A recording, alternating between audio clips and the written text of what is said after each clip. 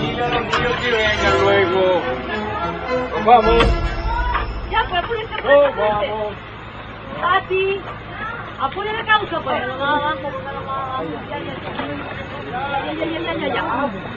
Y ya vamos.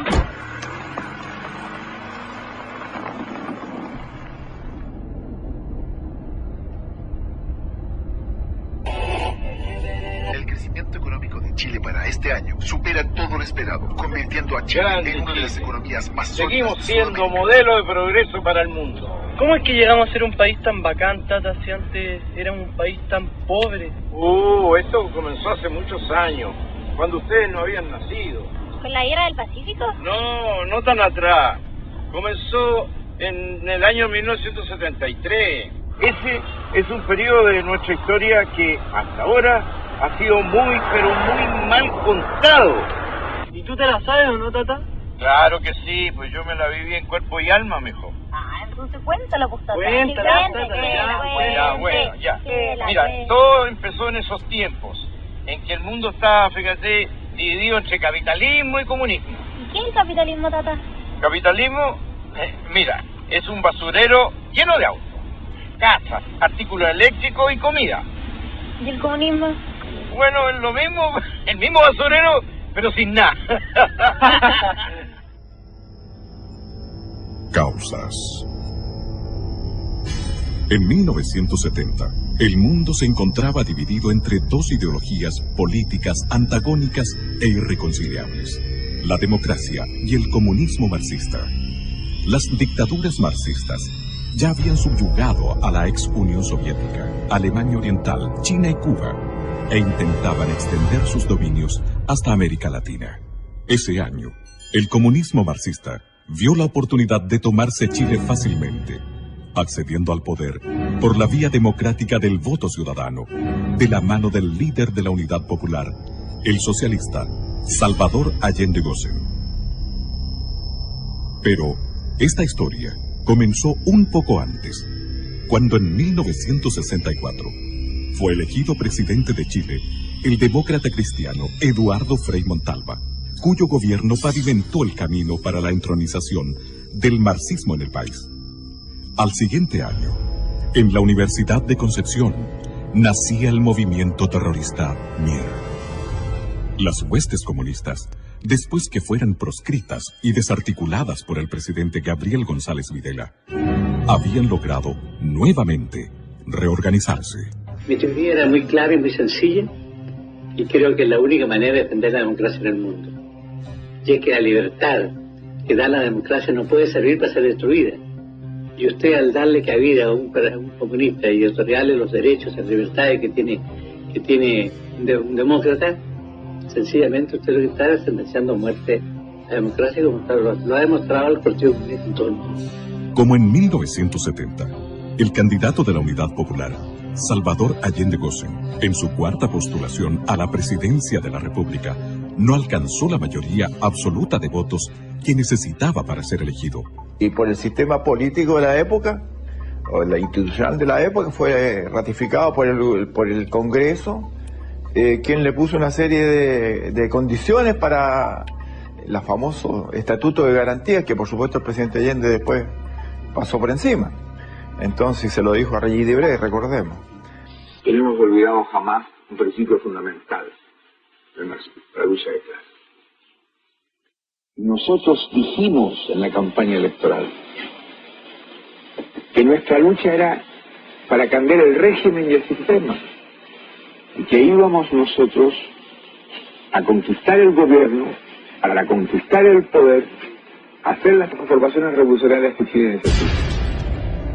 El mismo día que Allende fue ratificado como el nuevo presidente de Chile, cientos de personas abandonaron el país.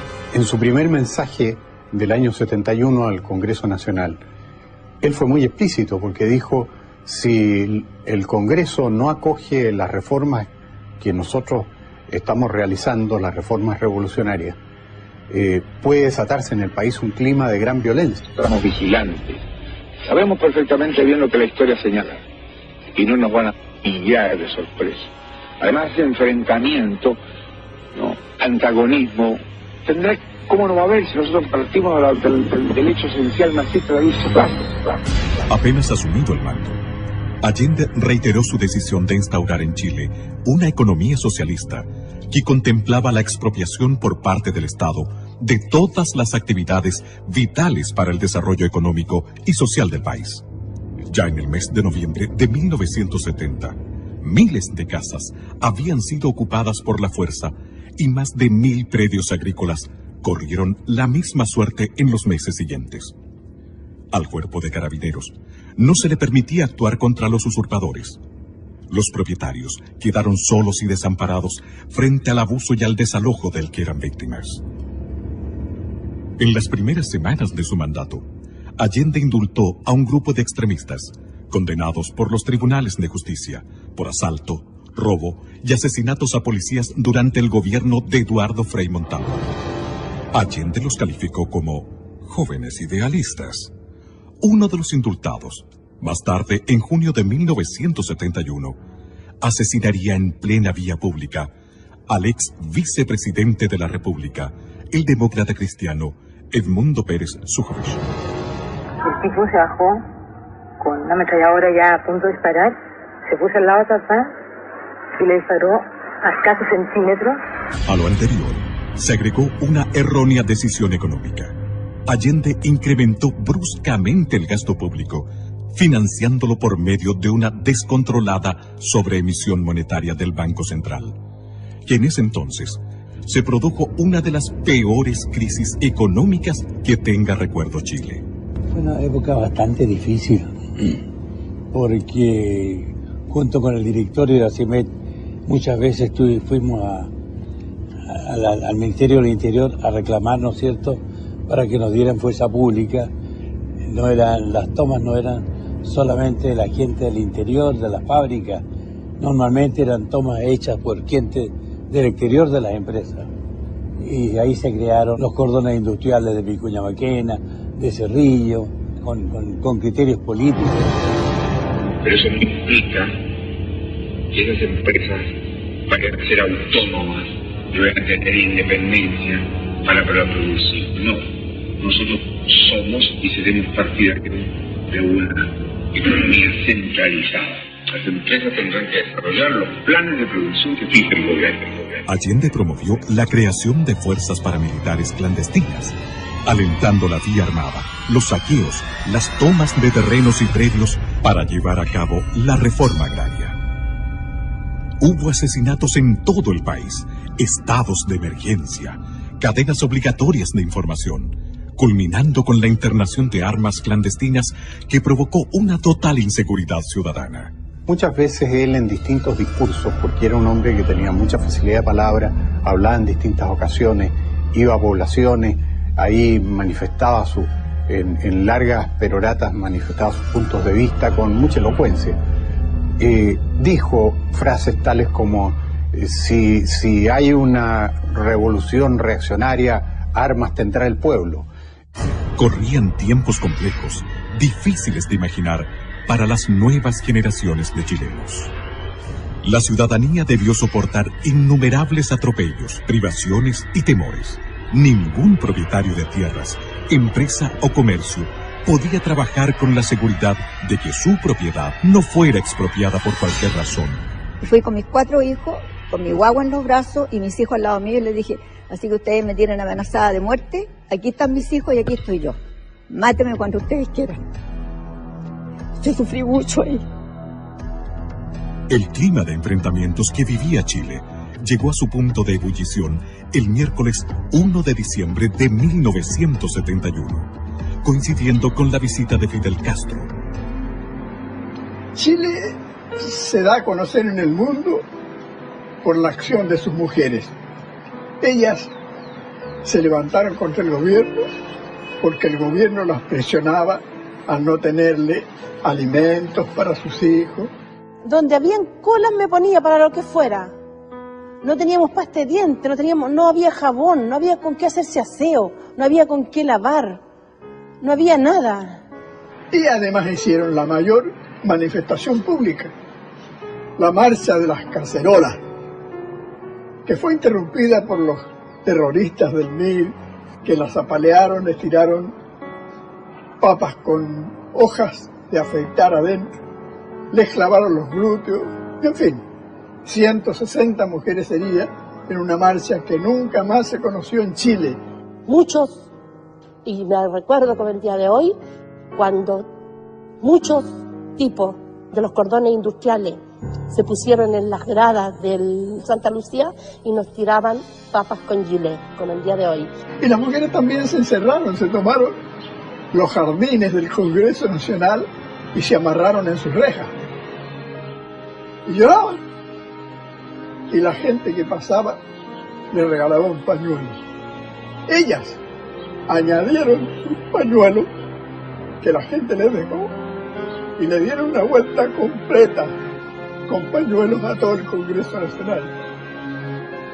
Perdone que me emocione, pero estos recuerdos son de un hijo para su padre. A la decidida y persistente resistencia de las mujeres chilenas se unieron los estudiantes, protestando ante el intento de implementar la Educación Nacional Unificada ENU, que escondía un plan de concientización de la juventud desde la enseñanza básica a la universitaria. Miles de estudiantes salieron a las calles a defender sus derechos y fueron apaleados por grupos extremistas con el beneplácito del ministro de Educación de la época, el radical Aníbal Palma. La crisis alcanzó muy pronto a los medios de comunicación. Perseguían a nuestros medios. Hubo una clausura de radios que duró 60 días. Las radios en Chile fueron en ese tiempo determinantes para informar a la población de lo que significaba caer en el comunismo. En marzo de 1972, una nueva y grave ilegalidad estremeció al país. Desde un avión de la línea aérea cubana de aviación, fueron desembarcadas en el aeropuerto de Pudahuel una serie de misteriosas cajas. Estas ingresaron al país vulnerando el procedimiento de control del Servicio Nacional de Aduanas, por orden expresa del entonces director de investigaciones y del propio ministro del Interior, Hernán del Canto. Semanas después, se pudo constatar que lo que contenían las cajas era armamento, ingresado ilegalmente al país, destinado al grupo de amigos personales de Allende, GAP. Que las únicas armas las pueden tener las Fuerzas Armadas, y este era un grupo armado paramilitar. Como fue muy criticado el hecho de que tuviera una Guardia Armada personal, GAP, después hicieron un cambio y dijeron no, si en realidad no es una Guardia Armada personal, es un grupo de amigos personales, y a eso obedece la sigla GAP. Años más tarde, el escritor cubano Norberto Fuentes confesaría en una de sus obras que ingresar armamento a Chile en cajas rotuladas como valija diplomática fue un procedimiento común del gobierno de Cuba durante el periodo de Allende. En junio de 1972, otra situación tensional sacudió al país al negarse el presidente Allende a promulgar completa la reforma constitucional aprobada por el Congreso, que volvía inexpropiables los predios inferiores a 40 hectáreas. Hay una ley. Esa ley indiscutiblemente nos va a llevar a nosotros a expropiar todas las haciendas, todos los fondos que supere el mínimo establecido por la ley. Y esto produjo un verdadero caos y desastre en la producción agrícola. Tanto es así de que las autoridades reconocieron en su tiempo de que la producción agrícola era equivalente al año 1935. Si no hubieran quitado el fondo, era como quitarme la vida. Y nos querían quitar el fondo, porque estos desgraciados aprobaron una ley, ¿no es cierto?, de quitarle todos los fondos a los agricultores sin pagar ninguna indemnización. Al presidente de la República, por enésima vez, la actitud ilegal de la autoridad administrativa. La oposición consideró este acto inconstitucional. Las cosas no pueden seguir como están. La Contraloría General de la República le dio la razón. En medio de esta polémica, el Partido Nacional declaró que el presidente de la República, al no promulgar la reforma constitucional, estaba violando en forma deliberada y sistemática su promesa solemne de respetar y hacer cumplir la Constitución y las leyes. ¿Se imaginan ustedes cómo fue esto? En esos momentos en que había una efervescencia nacional, estuvimos a punto de una revolución. En el mes de octubre de 1972, en medio de una inflación galopante que superaba el 260% anual y ante la posibilidad de ser estatizados o ir a la quiebra, la agrupación de dueños de camiones inició un paro nacional. Querían seguir trabajando, había una persecución tremenda, si tú no eres comunista o socialista, preso, ¿ya? Y vino una sensación de inseguridad familiar primero, y después de todos los camioneros que son bravos para sus cosas. Comenzó a fallar la benzina. No le entregaban combustible a los camioneros, que éramos de una línea, ¿ya? Entonces, él formó el Mopare, que era una asociación de dueños de camiones, pero del lado contrario, ¿ya? El Mopare recibía todo, neumáticos, camiones, combustible, y a nosotros nos comenzaron a encerrarnos. Preocupado por la magnitud y los efectos de la protesta liderada por los camioneros, llamó a miembros de las Fuerzas Armadas a integrarse al gabinete, como una forma engañosa de establecer una solución y restaurar el orden.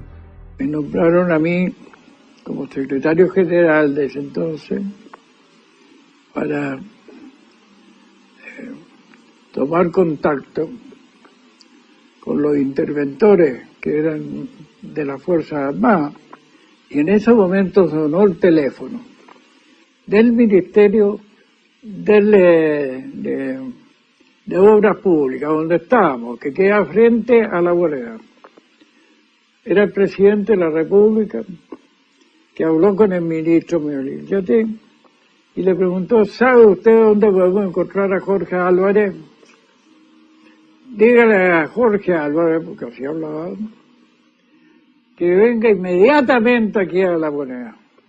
Entonces me dice: mire Álvarez, me dijo, soy un convencido que cada hombre tiene su precio. Decirme a mí esa weá. Y por lo tanto yo le voy a hacer un ofrecimiento a usted, con tal que me pare el paro.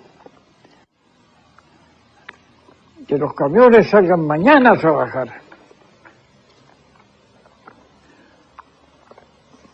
Y yo le hago depositar a usted en Nueva York, en una cuenta ultra secreta, $1 millón.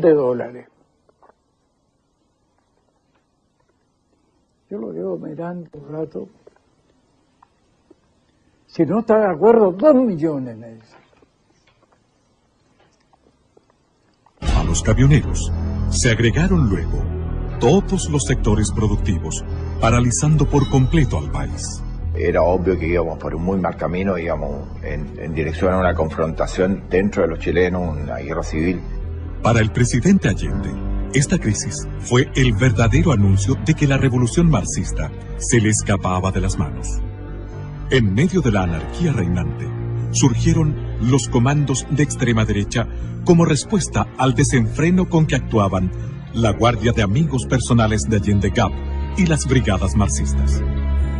Los enfrentamientos entre grupos antagónicos se sucedían sin previo aviso en los campos, en las carreteras y hasta en el centro de Santiago y otras ciudades.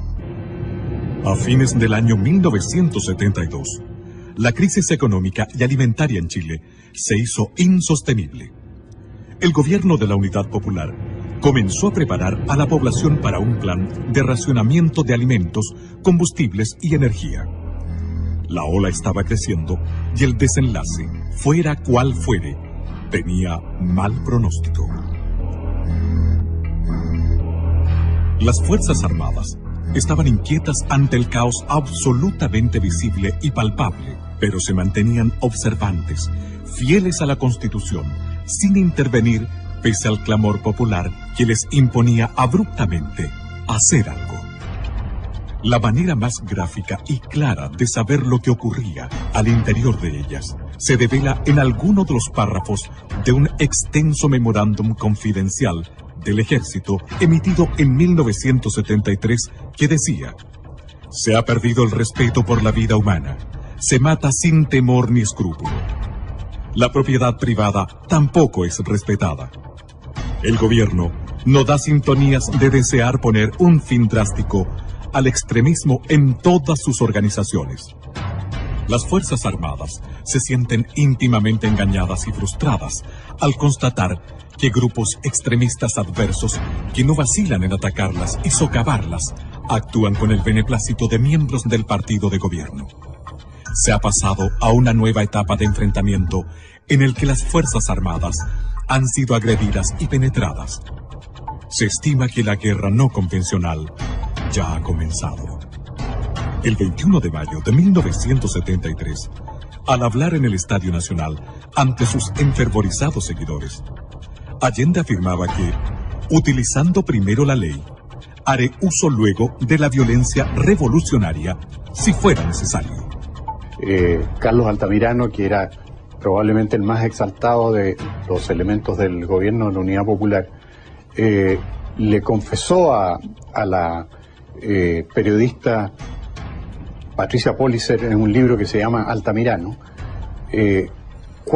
cómo era la distribución de los elementos armados que tenía cada partido de la Unidad Popular. Y de esa cuenta uno saca la conclusión de que ellos tenían unos 10.000 hombres en armas. Yo me acuerdo que me regalaron, como recuerdo, una boina de un capitán de ejército cubano que había estado combatiendo contra nuestras fuerzas y había obviamente perdido la vida. Este ejército ilegal que se estaba preparando para un golpe que iba a permitir que la Unidad Popular se hiciera de la totalidad del poder. ¿Dónde estaban esos políticos cuya responsabilidad primordial, si no única, es la de velar por la paz, por la seguridad y por el progreso de la comunidad que los eligió? Cuando el Partido Socialista dice en su Congreso Anual de Chillán en 1961 que no descarta la toma del poder por las armas, y lo vuelve a repetir en los congresos de los años siguientes. Repentinamente, el 29 de junio de 1973, un regimiento blindado de Santiago se rebeló en el llamado Tanquetazo e invadió el perímetro de seguridad del Palacio de la Moneda. El levantamiento fue dominado en pocas horas por el mismo ejército, pero tuvo la virtud de revelar la verdadera actitud e intenciones del presidente Allende. Yo estoy aquí, en Tomás Moro, dijo por radio, con los elementos suficientes para defendernos. Llamo al pueblo a que se tome las industrias, todas las empresas, que estén alerta, que se vuelquen al centro, pero no para ser victimado. Que el pueblo salga a las calles, pero no para ser ametrallado. Que lo haga con prudencia, con cuanto elemento tenga en sus manos. Si llegó la hora, armas tendrá el pueblo. Pero nosotros estamos alerta y tenemos que decirle al pueblo que esté en una actitud vigilante. Y por eso en la concentración de esta tarde yo voy a plantear algunos aspectos en que el pueblo debe tener más conciencia. Usted está cumpliendo su programa, enfrentamiento continuo, permanente, hasta si ellos lo buscan, si ellos lo provocan. Ahora el enfrentamiento frontal. El viernes 6 de julio de 1973, el expresidente de Chile, Eduardo Frei Montalva, que fuera señalado por Pablo Neruda como el general civil del 11 de septiembre, reunido con los representantes de la Sociedad de Fomento Fabril, puso el dedo en la llaga al manifestar: el país está desintegrándose y si no se adoptan urgentes medidas rectificatorias, fatalmente se caerá en una cruenta dictadura marxista a la cubana. Nada puedo hacer yo, ni el Congreso, ni ningún civil. Desgraciadamente, este problema solo se arregla con fusiles. Y a continuación dijo: les aconsejo plantear sus aprehensiones directamente a los comandantes en jefe de las Fuerzas Armadas. Ojalá hoy mismo. El 22 de agosto de 1973, la Cámara de Diputados del Congreso Nacional aprobó e hizo público el acuerdo que expresaba la desaprobación del ente legislativo ante las circunstancias y evidencias de lo que estaba ocurriendo en Chile, afirmando en alguno de sus párrafos que el gobierno no ha incurrido en violaciones aisladas de la Constitución y de la ley, sino que ha hecho de ello un sistema permanente de conducta, atropellando sistemáticamente las atribuciones de los demás poderes del Estado, violando reiteradamente las garantías que la Constitución asegura a todos los habitantes de la República y permitido y amparado la creación de poderes paralelos ilegítimos que constituyen gravísimo peligro para la nación.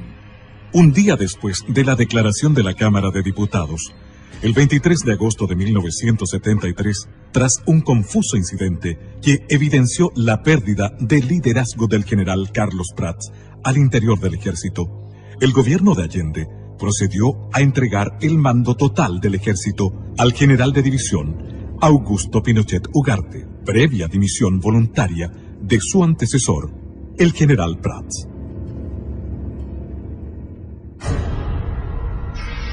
Pronunciamiento militar y estado del país al recibirse. Al asumir el general Augusto Pinochet Ugarte como comandante en jefe del ejército, las piezas claves del porvenir de Chile se ubicaron en el lugar justo, en el momento preciso. Por esos días, la muerte del joven subteniente del ejército Héctor Lacrampet, asesinado a balazos por un comando extremista, dirigido por el mexicano Jorge Albino Sosa Gil, junto a los furibundos llamados del socialista Carlos Altamirano a defender la revolución en las calles y al inminente riesgo de un autogolpe por parte del gobierno de Allende, determinaron la trascendental decisión al interior de las Fuerzas Armadas. Los oficiales, suboficiales, clase y soldados no tienen la obligación de prestarle obediencia. El 7 de septiembre de 1973, el almirante José Toribio Merino hizo llegar a manos de los generales Lee y Pinochet un mensaje claro y decisivo de su puño y letra. En él se señalaba el día y la hora en que las Fuerzas Armadas entrarían en acción. Los generales en jefe firmaron el documento comprometiéndose con la liberación de Chile. El día 10 de septiembre, a las 16 horas, zarpaba desde Valparaíso la Escuadra Nacional para integrarse a las maniobras navales internacionales UNITAS. Y cuando me recibo guardia de la noche, me doy cuenta que vamos con rumbo absolutamente contrario al que yo inicialmente suponía que debíamos ir para reunirnos con los buques de la Marina Norteamericana con la cual íbamos a hacer el ejercicio UNITAS. Y allí entonces se me entrega un papel donde dice las Fuerzas Armadas han decidido tomar el control del país. Y a este buque, que era el destructor Cochrane, le ha correspondido tomar el control del puerto de San Antonio. Ese mismo día, la totalidad del contingente del ejército se acuarteló en sus unidades. Al conocerse al día siguiente el fallo de la Corte Suprema respecto al desafuero del senador socialista Carlos Altamirano. Estas dos situaciones aparentemente fortuitas favorecieron el factor sorpresa de la acción liberadora, disminuyendo el riesgo de un mayor derramamiento de sangre. En la madrugada del 11 de septiembre de 1973, Augusto Pinochet, comandante en jefe del ejército, establece su cuartel general en el recinto militar de Peñalolén, mientras Gustavo Lee, comandante en jefe de la Fuerza Aérea, se instala en su cuartel general de la Academia de Guerra Aérea y el general Mendoza hace lo propio en el edificio de carabineros de General Norambuena, pleno centro de Santiago. En Valparaíso, el almirante Merino arriba a su cuartel general de la Academia de Guerra Naval. Minutos más tarde, la Escuadra Nacional reapareció sorpresivamente en Valparaíso, mientras las Fuerzas Armadas procedían a tomar la ciudad, desplegándose por toda la costa. En Santiago, el ejército hacía lo propio, acercándose a la Moneda. Santiago, 11 de septiembre de 1973. Teniendo presente, primero, la gravísima crisis económica, social y moral Las Fuerzas Armadas y Carabineros de Chile declaran, primero, que el señor presidente de la República debe proceder a la inmediata entrega de su alto cargo a las Fuerzas Armadas y Carabineros de Chile. La proclama de la Junta de Comandantes en Jefe de las Fuerzas Armadas y de Orden remeció a Chile entero. A las 7:30 de la mañana, la liberación de Chile estaba en marcha. Que en pocas horas, las Fuerzas Armadas controlaban todas las ciudades y centros estratégicos del país. Al atardecer del 11 de septiembre, la primera gran batalla por la libertad de Chile había concluido. A esa hora, el almirante José Toribio Merino llegaba en helicóptero hasta la escuela militar. Allí lo esperaban el general Augusto Pinochet, el general Gustavo Lee y el general César Mendoza. Fue la primera vez que se reunieron los 4 jefes de la Junta Militar. Tras los saludos marciales de rigor, dieron paso a los abrazos del triunfo y al comienzo del trabajo abrumador que tenían por delante. Semanas después del pronunciamiento militar, Patricio Elwin, uno de los principales líderes de la democracia cristiana, validó políticamente la acción de las Fuerzas Armadas de Chile al declarar en una entrevista a un corresponsal del News Service de Washington y Bonn. La llamada vía chilena de construcción del socialismo, que empujó y enarboló como bandera a la unidad popular y exhibió mucho en el extranjero, estaba rotundamente fracasada. Y eso lo sabían los militantes de la Unidad Popular y lo sabía Allende. Y por eso ellos se aprestaban, a través de la organización de milicias armadas, muy fuertemente equipadas, que constituían un verdadero ejército paralelo, para dar un autogolpe y asumir por la violencia la totalidad del poder. En estas circunstancias, pensamos que la acción de las Fuerzas Armadas simplemente se anticipó a ese riesgo para salvar al país de caer en una guerra civil o en una tiranía comunista. ¿Para qué queremos un nuevo gobierno? Queremos un nuevo gobierno para que venga a haber seguridad en la familia chilena, para que las mujeres puedan dedicarse a tu casa y a tus hijos y no tengan que estar perdiendo horas y horas, días enteros, en hacer la cola del aceite, la cola de la harina, la cola del azúcar, la cola del pan. La primera batalla había sido ganada, pero ahora venía otra, más larga y compleja que la anterior. Y bajó mi general en manga de camisa, con manga corta, en manga de camisa, y se sentó ahí y dijo, bueno, pues amigos, ustedes saben por qué están aquí. No, nosotros no teníamos muy clara la situación.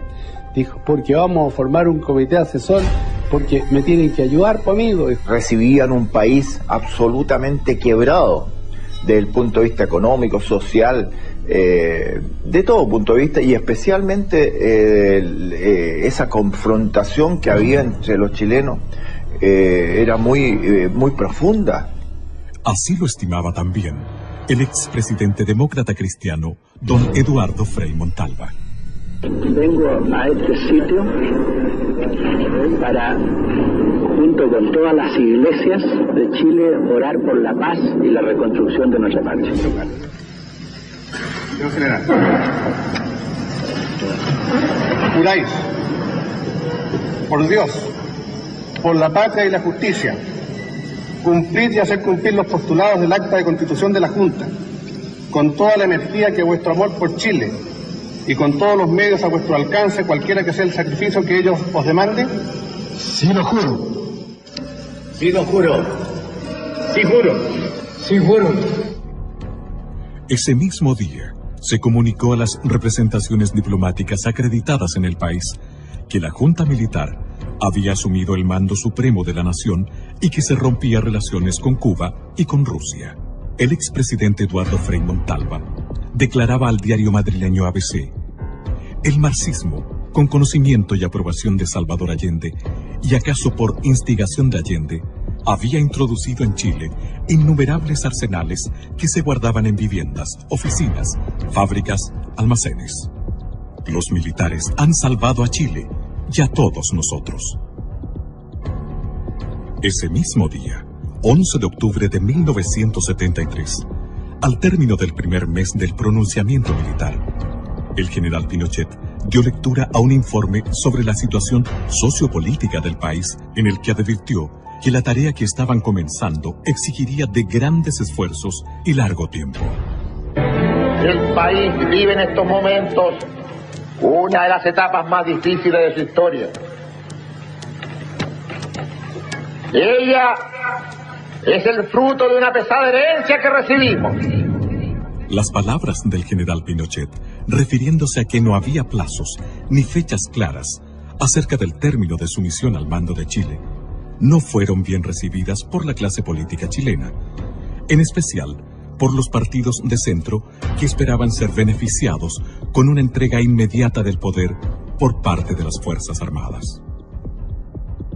Hasta el mes de julio de 1974, Chile fue conducido por un poder ejecutivo colegiado, en el cual compartían responsabilidades los 4 miembros de la Junta. En esta fecha, mediante el Decreto Ley 806, el general Pinochet recibió el título de Presidente de la República. En tanto, la Junta quedó investida de poderes constituyentes y legislativos. Leyes. El poder legislativo, encabezado por el almirante José Toribio Merino, en 17 años de las Fuerzas Armadas y Carabineros de Chile, tuvo el promedio de aprobar una ley cada 3 días. En 17 años de gobierno de las Fuerzas Armadas y Carabineros, se promulgaron 4.652 leyes. En 21 años de gobiernos políticos, se han promulgado 1.556 leyes.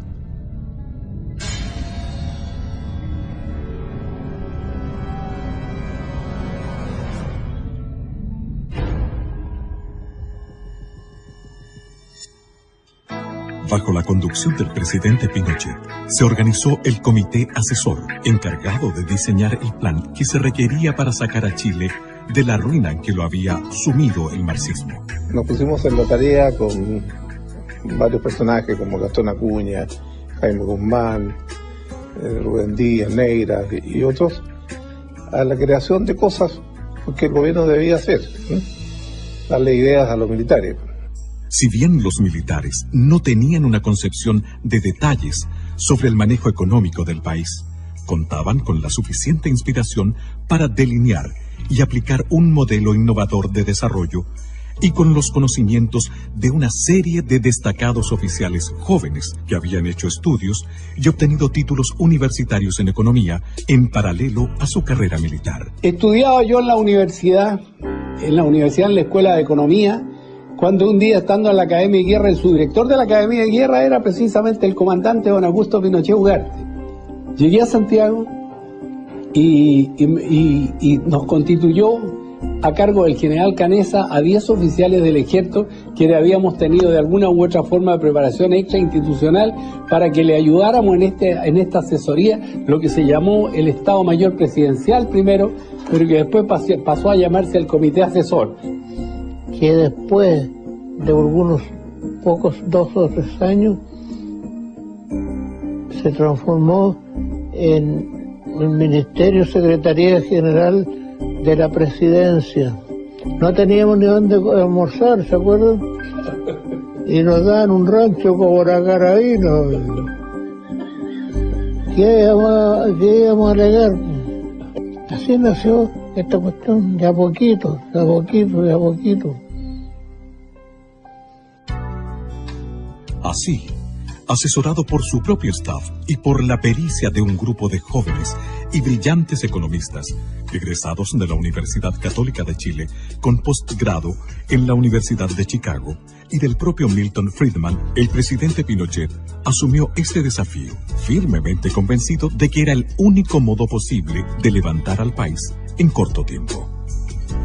El 14 de septiembre de 1973 se integró a este equipo el economista Sergio de Castro, asesor del ministro de Economía Fernando Lenis y uno de los redactores del célebre documento denominado El Ladrillo, que más adelante se convertiría en el líder de los economistas liberales que diseñaron y dieron vida al milagro chileno.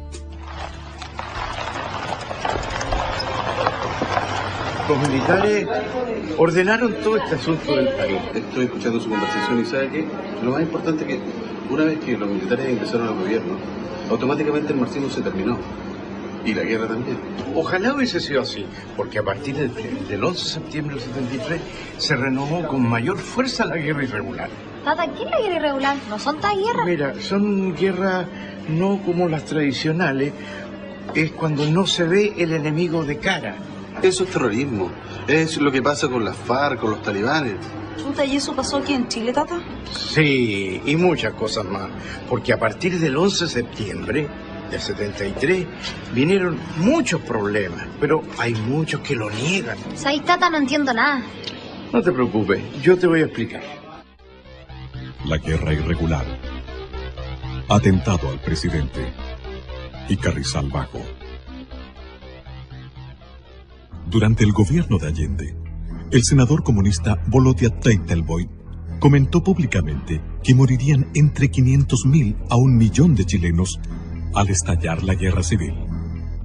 Yo recuerdo el mismo 11 de septiembre, por el puesto en que a mí me tocó ir a servir, cuando trajeron el armamento recuperado de la casa del presidente de la República, de Tomás Moro, y aparecieron los fusiles AK-47, los famosos Kalashnikov, este fusil tan en esos años propio del Pacto de Varsovia, o sea, toda la gente de la órbita soviética. Si esta guerra civil nunca llegó a cumplir su sangriento objetivo, fue gracias al trabajo de los servicios de seguridad e inteligencia de las Fuerzas Armadas y de Orden, las que debieron enfrentar un largo estado de guerra irregular que costó la vida a varios de sus miembros.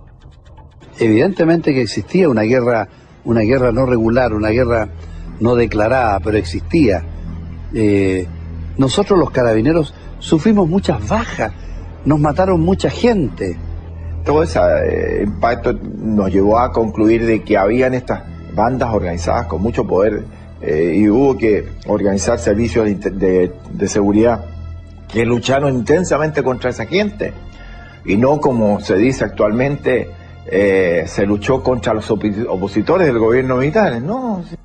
Por consecuencia, esto los obligaría a aceptar que el calificativo recurrente de asesinos en realidad se lo merecen quienes armaron a jóvenes inexpertos para enfrentarse al ejército institucional y no los miembros de este, que por obligación profesional debieron reprimir a un ejército irregular.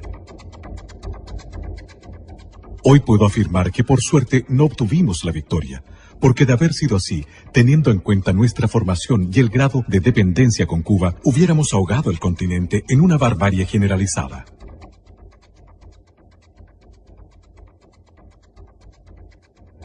Una de nuestras consignas era hacer de la cordillera de los Andes la sierra maestra de América Latina, donde primero hubiéramos fusilado a los militares, después a los opositores y luego a los compañeros que se opusieran a nuestro autoritarismo.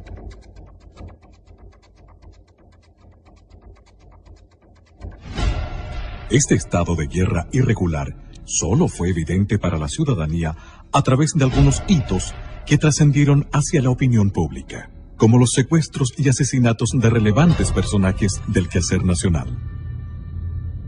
El decomiso de los arsenales clandestinos de Carrizal Bajo y el intento de magnicidio contra el presidente de la República. Todo esto se prepara a fines del 83.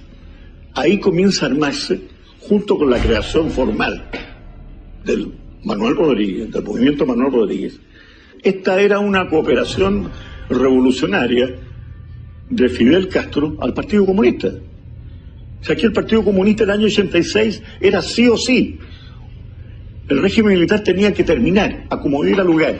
Pese a que la Constitución de 1980 dejaba establecidos los plazos para transferir el poder a quienes el pueblo eligiera en los procesos electorales de 1988 y 1989, como efectivamente sucedió, el 14 de diciembre de 1983, surgió la organización autodenominada Frente Patriótico Manuel Rodríguez. ¿Estas armas de dónde venían? Estas armas eran armamento del ejército de Estados Unidos abandonado en Vietnam. Y eso pudo determinarlo un peritaje del FBI. Estas armas fueron llevadas a Cuba, fueron entregadas a Cuba. Y Cuba lo reconoce en más de alguna publicación que se han hecho, en barcos pesqueros de alta mar, los trajeron a las costas chilenas. Sabemos aproximadamente por la cabida que tenían las dos goletas, que ingresaron alrededor de 70 a 80 toneladas y se lograron pesquisar entre 55 a 60 toneladas. El resto o está en la zona o está repartido. Por lo que se ha escuchado, dice que esas armas están en algún lugar y bien guardadas y bien mantenidas. Esta fue una larga investigación, hubo más de 60, 70 procesados, detenidos, fueron condenados, y los más importantes de estos se fugaron en una gran fuga de febrero o enero del año 90. Y los otros, bueno, los otros están amnistiados, indultados, desde luego ninguno en Chile. Ahora, ¿qué iban a hacer con 4.000, 5.000 M-16? ¿Tenían 4.000, 5.000 combatientes? Había mucho combatiente preparado. Mucho combatiente preparado en Cuba, en Angola, en Nicaragua. Habían oficiales que sí prepararon esto. El propio atentado al general Pinochet, no le quepa la menor duda, que fue preparado por oficiales de Estado Mayor cubanos. El cohete Low para un tanque. El cohete Low genera de 2.000 a 3.000 grados Celsius. Era para que no hubiese salido nadie vivo. ¿Por qué? Porque la carretera era de 2 pistas, una ida y una de vuelta. Cerraron una pista con un vehículo, con una casa rodante. Al otro lado había una quebrada de 200 metros, había un pequeño murallón de 20 metros al otro lado, y por el camino hacia el oriente lo cerraron con una camioneta Loop con 6 hombres, con Low y con M-16.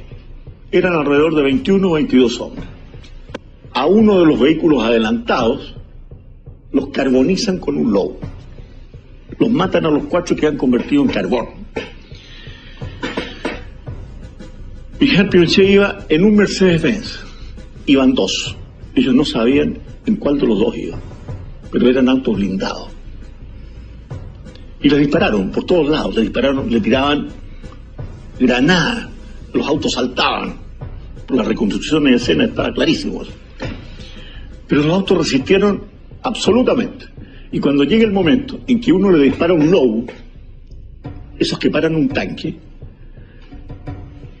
ahí yo creo absolutamente en los milagros, pero en este caso es un milagro científico, que el Low, para prepararse, entonces para explosar, requiere de un mínimo de distancia, requiere a lo menos 25 a 30 metros para prepararse, porque si no, muere el tirador.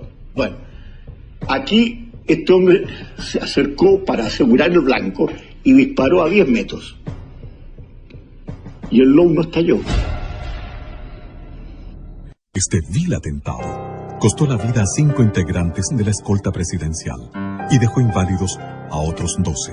Sin embargo, una vez más, la divina providencia, junto al coraje y la rápida reacción de los escoltas, no permitieron que se concretara el magnicidio, y el presidente Augusto Pinochet y su nieto de 11 años, Rodrigo García, que le acompañaba en esa oportunidad, resultaron ilesos. Y al último momento, yo no sé por qué le grité todavía por un vidrio, por una ventana: sube al niño en el auto tuyo. No iba a ir, el niño iba a ir con el médico. Y yo no sé, porque si no, Augusto se habría bajado. Si no va con el niño, se baja y lo matan, por supuesto. Pero Rodrigo tenía mucha pena porque había visto morir a los escoltas. Él al principio lo veía como que fuera una cosa irreal, como de televisión. Así lo veía él al principio. Después se dio cuenta que era real. Y le dije: mira, hijo, tienes 2 opciones. O esto te amarga la vida, o simplemente lo tomas como una prueba que Dios te da y maduras y lo tomas positivamente o negativo. Es tu elección. Al hacerse público este cruel atentado en contra del primer mandatario de la República, la ciudad de Santiago se volcó a las calles en una marcha que congregó sobre 700.000 personas que desfilaron durante 8 horas frente a su presidente. Destacando las escarapelas del partido Avanzada Nacional, bastión nacionalista que llegó a tener 122.000 militantes.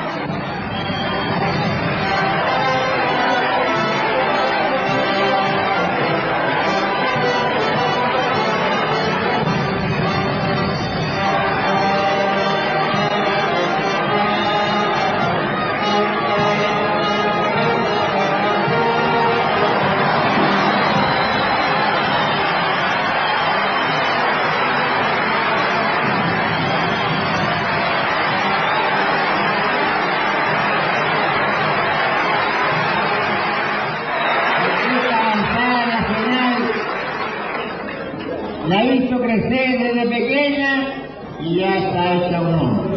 Pero debemos darle la energía suficiente para que sea la primera, el primero de los partidos políticos.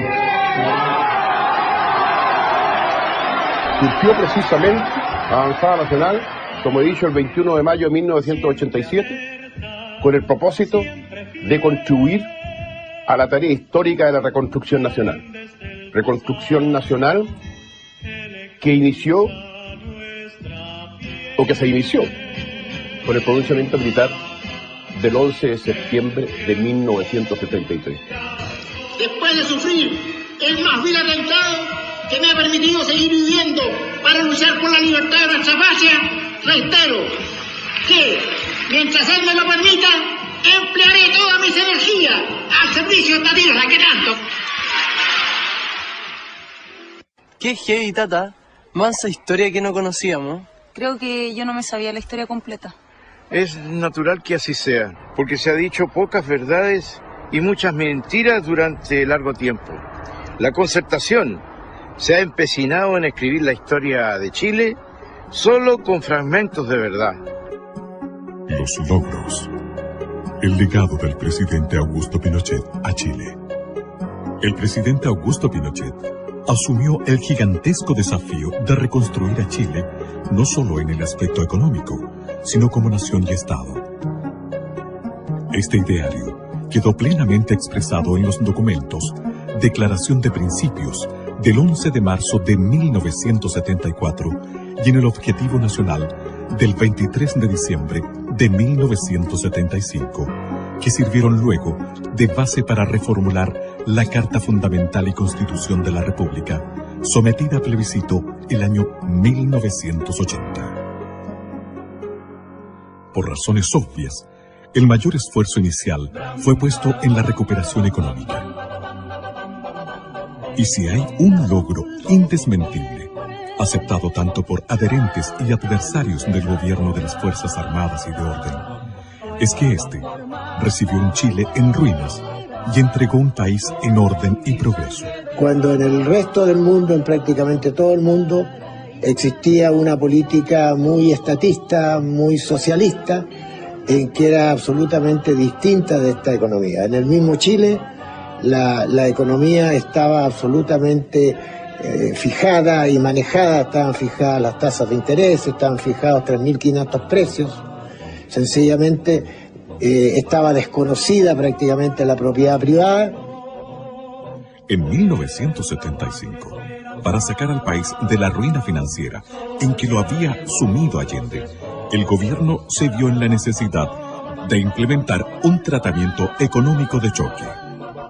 Tras unos primeros años de dificultades, el método aplicado comenzó a afianzarse y el país inició una rápida recuperación económica. El sorprendente progreso y prosperidad de Chile motivó a que el mundo comenzara a hablar muy pronto del milagro chileno. Años más tarde, en 1985, en medio de la primera gran crisis que estremeció conjuntamente a todas las economías del planeta, el gobierno llamó a integrar el gabinete a Hernán Vigi. Tras conocer su propuesta para superar el aciago momento, el presidente Pinochet lo nombró ministro de Hacienda. bajo su gestión, se retornó a los principios liberales implementados con éxito por los Chicago Boys. Se controló la crisis y se inició el notable crecimiento económico que llevó a Chile a duplicar su PGB en los siguientes 10 años. En Chile y en el mundo se habló entonces del segundo milagro chileno. Posteriormente, entre los años 1985 y 1990, y dado su exitoso resultado, el sistema financiero aplicado en Chile fue adoptado por los gobiernos de Estados Unidos e Inglaterra y, paradójicamente, tras la caída del comunismo, por la mayoría de los gobiernos socialdemócratas. Que los logros del gobierno militar son muy grandes, que se han tratado de minimizar por el mundo político hoy día, pero hay que visualizarlo en todo su contexto. Fíjese que él nunca hacía mención de las cosas que había hecho. No se vanagloriaba de nada. Siempre pensaba que tenía que completar otras metas, que no todo estaba terminado. Yo creo que el tema de las obras de mi papá, no creo que nadie debe mencionar nada, es simplemente la historia. Hoy Chile es lo que es gracias a él. Justamente en la parte educacional, que hoy está tan de moda, era uno de los puntos que él siempre quiso completar. Consciente de la urgente necesidad de dotar a Chile de un sistema descentralizador que potenciara los recursos humanos, materiales y productivos de cada lugar geográfico del país, el gobierno dictó uno de los decretos más significativos para el desarrollo de Chile, el Decreto Ley número 575, que instauró la visionaria división política y administrativa del país, conocida como la regionalización. Y todos integrados a hacer lo que estamos haciendo. Si todos tenemos un objetivo, que es levantar a la nación. No se trata de levantar una parte, se trata de levantar todo el país. Me dijo, yo quiero, así con la voz que tenía, yo quiero un organismo de colaboración al más alto nivel y en todas las direcciones. ¿Está claro? Sí, mi general. Bien, a trabajar. Esta nueva división política y administrativa de Chile fue un paso gigantesco en pos de la integración del país, que hasta la fecha aparecía extremadamente dependiente del gobierno central. Tras la regionalización, con notable visión geopolítica, el presidente Pinochet hizo realidad la construcción de la Carretera Austral, la ruta más hermosa de nuestro país, integrando a Chile, el extremo sur y a sus habitantes. Era el país a un porcentaje importante, el país que estaba totalmente aislado. Y el regimiento Araucano Osorno inició el camino, la Carretera Austral, desde el lago Yelcho hacia el sur. El presidente de la República dispuso que se iniciara el camino desde Chaitén al sur, y es así como el año 82 se inauguró el tramo de Chaitén a Coyhaique, 420 kilómetros. Y además de esos 420 kilómetros se hicieron 7 caminos transversales. ¿Ante cuánto teníamos que sacrificarlo para salir a hacer nuestro trámite? En barco hasta 20 días o más, y por ahí se echaban a perder los barcos o el temporal, el viento, no podían traficar, ahí tenía que uno estar sin poder avanzar. Es un orgullo el haber tenido cerca nuestro al ejército, porque para nosotros el ejército, y más bien don Augusto Pinochet, nos sacó del aislamiento. Antiguamente Chile llegaba a Puerto Montt y nosotros supimos que en realidad éramos chilenos. Cuando llegamos cuando llegó el ejército, había muerto a desembarcarse en una barcaza y ver uniformados que nos dijeron que nos sacarían del aislamiento. A él le gustaba estar con la gente. Yo le digo una cosa, el general Pinochet recorrió la Carretera Austral todos los años, 1 o 2 veces, ¿no? Entregó escuelas, tomó contacto con la gente, entregó centrales hidroeléctricas, entregó postas. Recorrió toda la carretera, pasó por la carretera. Sí, fuimos al encuentro de él cuando yo trabajaba en Guadalajara ese tiempo, y al cruce de Guadalajara fuimos. a darle un esquinazo. Esta región a él lo recordará por las grandes obras, porque es el único presidente que ha tenido Chile que se ha acordado de nosotros. Es el único que nos hizo una carretera austral, es el único que dio luz, que dio teléfono y que nos dio las comodidades que hoy tenemos. En septiembre de 1973, el sector de la gran minería del cobre, soporte económico de Chile actual, estaba tan arruinado y abandonado como el país mismo. Cuando llegué a la minería, era un sector que estaba con una explotación bastante incipiente. Para muestra, darte un botón. No tenían dónde hacer la depositación de los relaves en el cobre. Y la depositación de relaves, lo mismo que a usted le entregan una casa sin alcantarillado. ¿Cómo sigue produciendo? Esa sola cosa obligó a hacer una serie de asuntos que sería imposible explicarle en 2 minutos, pero que significó un trabajo bárbaro.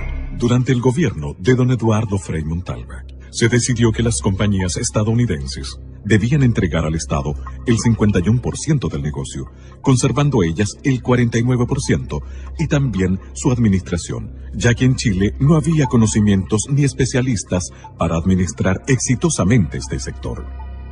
En 1971, el gobierno de Allende expropió y nacionalizó la totalidad de las empresas mineras administradas por empresas extranjeras, acción que contó con el respaldo unánime del Congreso Pleno. La producción en cero, porque la producción, como había sido no una expropiación, sino que había sido una apropiación del capital norteamericano, los norteamericanos reaccionaron con la justicia y nos embargaron todas las cargas de cobre. Entonces lo que usted salía para afuera quedaba embargado en los puertos que llegaba. Por lo tanto, la entrada era cero. El presidente Pinochet concibió a las empresas que conformaban la gran minería del cobre como una entidad unitaria regida por una política general global, con objeto de maximizar la eficiencia y aprovechar la economía a escala. Así fue que en 1976, el Decreto Ley 1350 creó Codelco Chile. Para hacerse cargo de esta magna tarea, el presidente nominó al general Orlando Urbina Herrera, a quien sucedió más tarde el coronel Daniel Gastón Fres, como presidente ejecutivo. A fines de los años 70, Chile comenzó a despegar.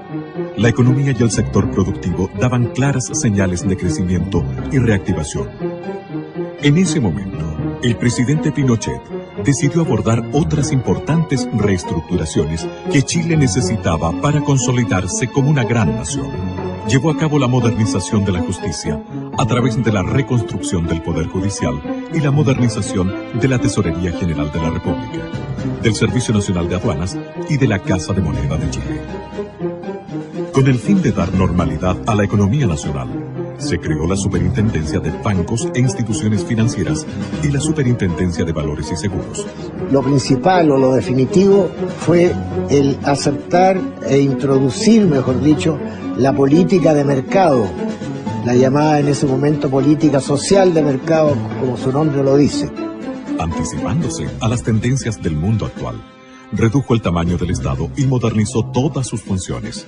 Creó o reformuló ministerios y encargó innumerables estudios para orientar certeramente todas las refundaciones. Se dio a conocer el mapa de la extrema pobreza en Chile. Un estudio encargado por el AODEPLAN y al Instituto de Economía de la Universidad Católica, con objeto de conocer la cantidad y distribución de los pobres en el país. Documento que permitió contar por primera vez en la historia de Chile con datos fidedignos para orientar objetivamente el gasto social del Estado. Con su característica visión de futuro, el presidente Pinochet dispuso la creación de la Comisión Nacional de Energía, una repartición de gobierno con facultades ministeriales que en la actualidad ha tomado enorme importancia en cuanto a normar e impulsar el vital desarrollo energético de Chile. Y tomando en consideración que Chile es un país sísmico, dispuso la creación de la Oficina Nacional de Emergencia del Ministerio del Interior, ONEMI. Creó la Academia Nacional de Estudios Políticos y Estratégicos, ANEP, destinada a preparar a los altos mandos de la nación. Impulsó el fortalecimiento de la agricultura. Y eso produjo el auge que hemos tenido en la producción agrícola, que hoy día Chile exporta miles de millones de dólares, y eso ha significado que se cree casi 800.000 personas trabajando en el agro, en una actividad pujante, cada día más renovada, y más activa.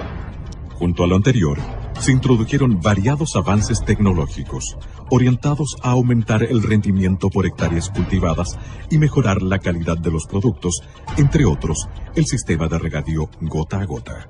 Se sacó una ley, que es la ley de fomento a obras de riego, en que se incentivaba al privado a invertir en obras de riego. Preocupado por las necesidades de los trabajadores, se puso en vigencia la aplicación de un plan laboral basado en la promulgación de un nuevo Código del Trabajo.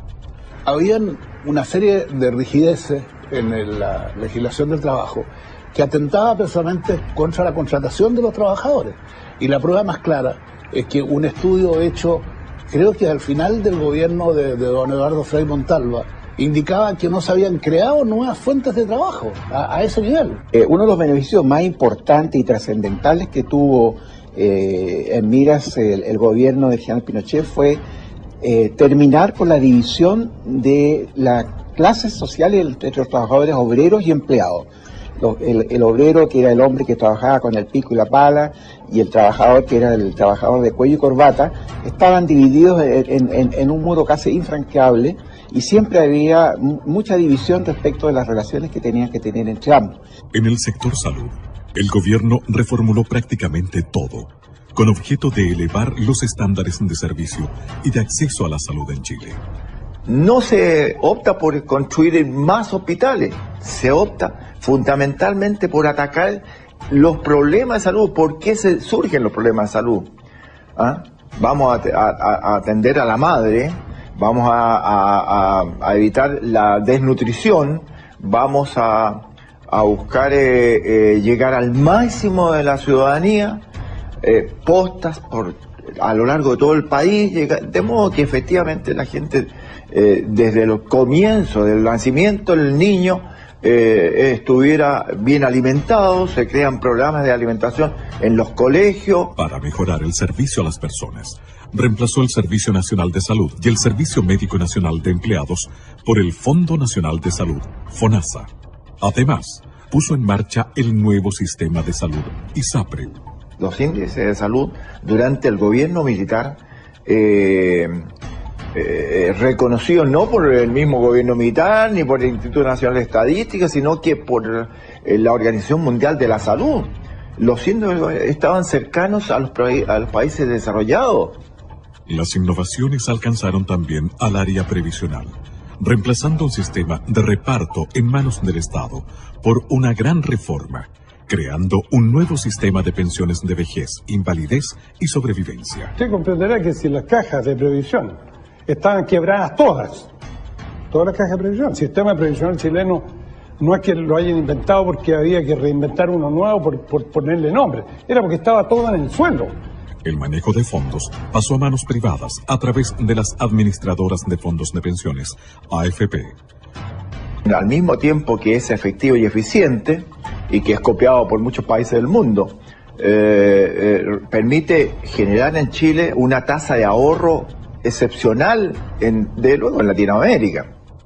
Modificó el sistema educacional chileno con objeto de vincularlo con la realidad laboral y productiva del país, a través de la Ley Orgánica Constitucional de Enseñanza LOCE, que establece los requisitos mínimos que deben cumplir los niveles de enseñanza básica y media. Antiguamente teníamos alrededor de 100.000 alumnos en la educación superior, llegamos a 300.000 alumnos en la educación superior, abriendo las posibilidades de la universidad a muchos chilenos. Estableció la beca Presidente de la República, que ha sido útil para la formación de excelencia y reforzamiento de las nuevas generaciones en centros de estudios en Chile y en el exterior. En 1980, tras varios años de estudios y redacción que comenzaron en 1974, el gobierno de las Fuerzas Armadas y de Orden sometió a la opinión de la ciudadanía el texto de la nueva Constitución de la República de Chile, a través de un plebiscito que convocó sin distingos políticos partidistas a todos los chilenos residentes en el territorio nacional. Total nacional. Votos sí. 3.943.068. Votos no. 1.100.000 729.018. Nulos, 165.855. El país aprobó la nueva Carta Fundamental, que hasta hoy rige a Chile, dándole pleno respaldo a las reformas y modernizaciones presentes en ella, como también a las disposiciones transitorias que establecían que la Junta de Gobierno asumía las funciones legislativas y constituyentes con el capitán general Augusto Pinochet Ugarte como única autoridad ejecutiva a nivel nacional, y al marco institucional que establecía el mecanismo para la sucesión del presidente a través de un plebiscito a efectuarse en 1988 y posteriormente, según los resultados de este, la realización de elecciones libres presidenciales y parlamentarias en 1989, tal cual aconteció. Reafirmando lo anterior, el presidente Pinochet dispuso e impulsó la construcción de las instalaciones del actual Congreso Nacional en la ciudad de Valparaíso y creó la ley de partidos políticos con la cual se rigen la totalidad de los partidos existentes en la actualidad. Con notable visión geoeconómica, el presidente Pinochet puso especial énfasis en el desarrollo del comercio exterior que años más tarde daría paso a los innumerables tratados de libre comercio que han significado prosperidad económica y nuevas fuentes de trabajo en Chile. Y creó ProChile para proveer al comercio exterior de un instrumento de promoción y respaldo especializado, con una oficina en cada una de las sedes diplomáticas nacionales. En este periodo se inició el gran poder exportador de productos no tradicionales que a la fecha solo era de carácter minero. Chile se convirtió en el principal país exportador hortofrutícola del hemisferio sur. Se dispuso la apertura de la economía al mundo exterior. Se eliminaron las barreras no arancelarias y se aplicó la rebaja y uniformidad de los aranceles. Hecho este último que permitió al presidente Pinochet concretar dos logros en uno. Al implementar la zona franca de Iquique y el moderno aeropuerto en la misma ciudad, como medio de estimular la recuperación económica de la zona. Creó el Servicio Nacional de Turismo, Sernatur, encargada de la promoción del turismo a nivel nacional e internacional. No solo las grandes transformaciones y modernizaciones ocuparon al presidente Pinochet. Su grandiosa obra está salpicada de detalles. Tenía mucho aprecio a los mapuches. Y tanto así que, por ejemplo, en el Consejo Económico Social, su principal preocupación fue tener un representante del mundo mapuche ahí, que fue el profesor Efraín Nahuelpan, que vive en Villarrica. Además, en el sur, él fue nombrado lonco, se le entregó la clava, que es el toque de mando de los mapuches, como símbolo, y de hecho ellos tienen muy buen recuerdo, porque cuando hubo que repartir las tierras después de la reforma agraria, ellos se convirtieron en propietarios, verdaderos propietarios de sus tierras. Creo que era un ser excepcional, una persona preocupada de todos quienes trabajábamos al lado de él. Siempre tenía una palabra de preguntar de cómo se encontraba la familia. Haciendo gala de su gran espíritu patriota, dispuso por decreto que la cueca fuera oficializada como baile nacional e incorporó como símbolos patrios al copihue y la araucaria. Faltaba algo, faltaba que alguien le pusiera la marca, porque el animal con marca, ese tiene valor. Y fue así como mi capitán Augusto Pinochet Ugarte acordó firmar el decreto con fuerza de ley de que la cueca era la danza nacional. Fue el primer presidente de Chile en ejercicio en viajar a Isla de Pascua. En Rapa Nui había solo 1.200 electores, cifra a la que los políticos no le daban relevancia. Sin embargo, el presidente Pinochet, con su visión geopolítica, no lo consideró así y llevó a la isla progreso, fomentando el turismo y construyendo un hospital que en esos años tuvo un costo de $3 millones. La emoción y alegría de los pascuenses se reflejó en el tierno y conmovedor saludo que le brindó una pequeña pascuense.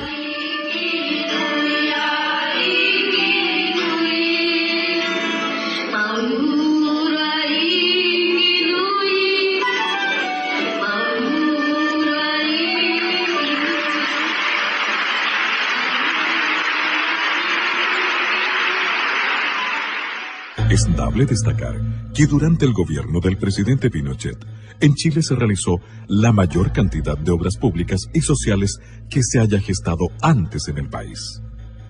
Se creó e instauró el innovador sistema de subsidios de gobierno anteriormente inexistente, como método para facilitar el acceso de los chilenos a vivienda, salud, educación, pensiones y otros bienes. Se inició la erradicación de las poblaciones marginales, trasladándolas a lugares más saludables y hospitalarios. Se construyeron 550.000 viviendas que beneficiaron a 2.600.000 personas, entregando además 309.000 subsidios habitacionales.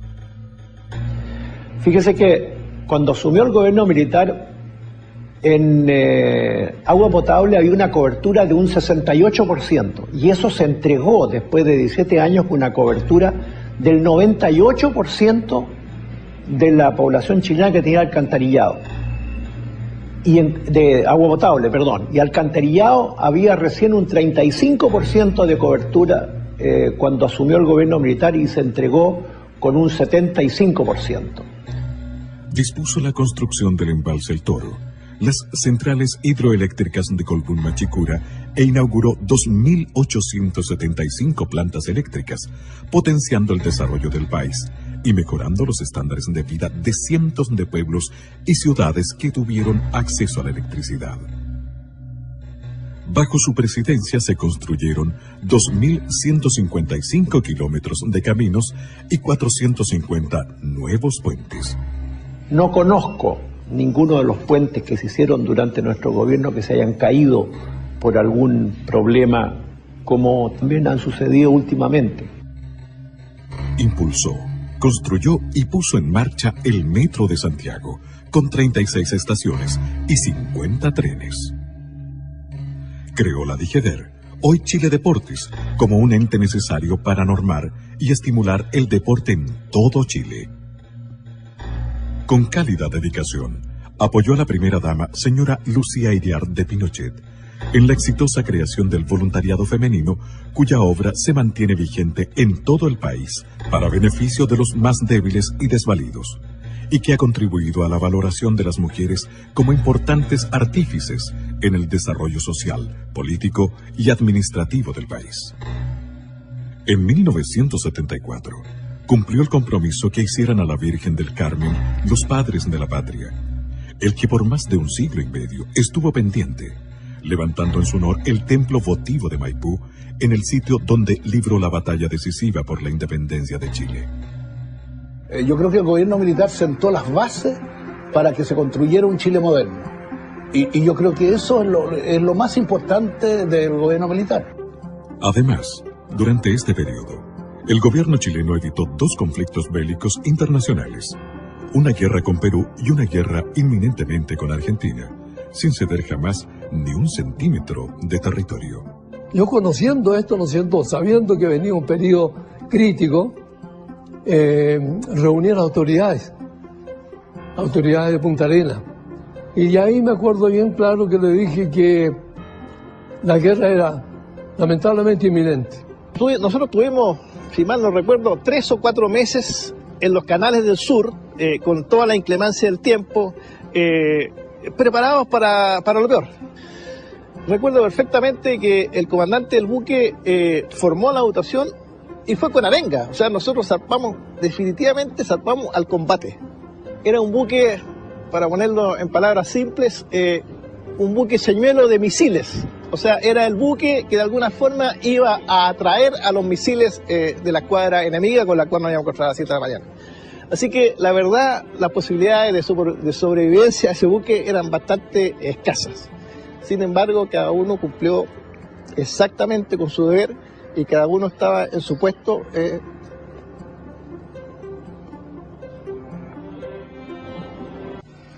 Y muchas veces, señores, tuve que soportar la tensión de ver cómo la República Hermana de Argentina efectuaba ejercicios, acciones de guerra hasta la línea de frontera.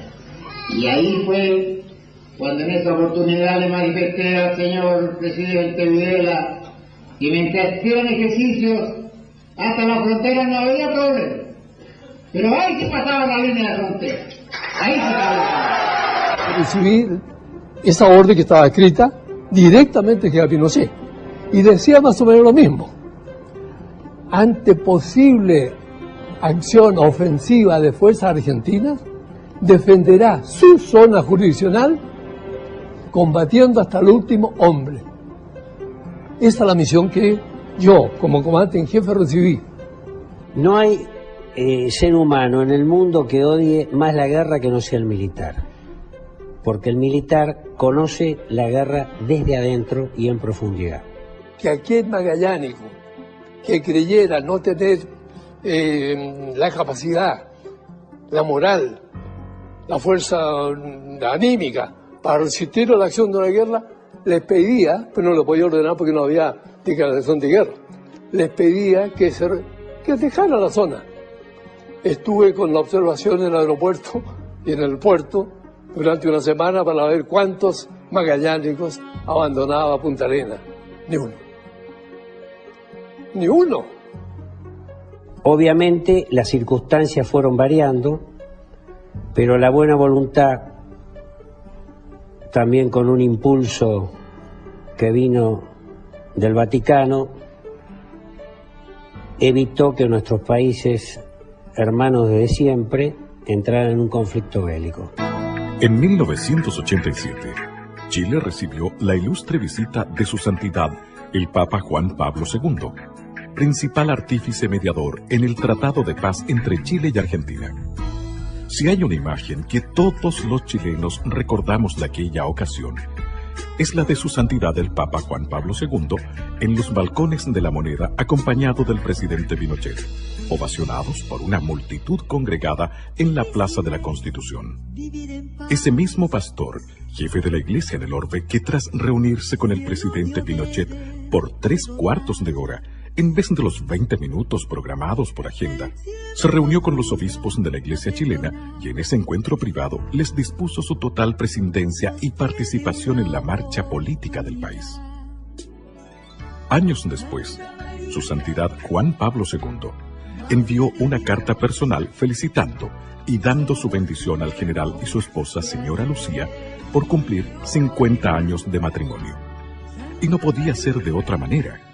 Pinochet fue un católico observante que durante todo su periodo de gobierno respetó e hizo respetar los valores de la Iglesia, como también el de los otros credos religiosos. Oye, ¿te conviene que hayan caballos? Oye, mami, me dijiste que había motos. No, sí hay. Llegamos, al fin. Ay, ay, ay. Apúrate. ¿Está buena la vista?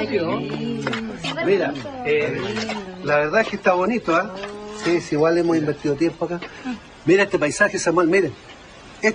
Miren la maravilla, la panorámica. Mira. Y ese letrero dice Carretera Austral, Augusto Pinochet Ugarte. ¿Qué espectacular, te gusta? Una maravilla. Cientos de kilómetros de carretera que antes de Pinochet eran intransitables. Oye, Tata, Sí. ¿tú crees que después de todo esto la gente dejó de hablar mal de él? No, hijita. El dicho es que el mal nunca descansa. Entrega del país a los políticos. Venganza e inmortalidad. Tal como estaba establecido en la Constitución Política de la República, aprobada por los chilenos en 1980, el gobierno del presidente Pinochet llamó a un plebiscito en 1988 para conocer la voluntad ciudadana respecto a la continuidad del régimen o al traspaso del poder a la clase política. A querer un dictador fijarse plazo. En este momento, fíjate que estamos a un paso, me han nominado y estamos a un paso de llegar a efecto plebiscito. ¿Cuál es el ansia de poder que tengo yo? Una alianza circunstancial e instrumental de las fuerzas políticas adversarias, unidas a una campaña publicitaria nacional e internacional sin precedentes, inclinó la balanza hacia la entrega del país a los políticos. Que por sobre la contingencia está Chile y sus valores permanentes. En consecuencia, acatamos los resultados que el país ya conoce. Esa imagen, que yo cuando era senador también la viví, cuando el general Pinochet le entrega la banda presidencial a Elwin, ningún gobierno de facto que yo conozca ha hecho eso. Y eso no se ha resaltado convenientemente.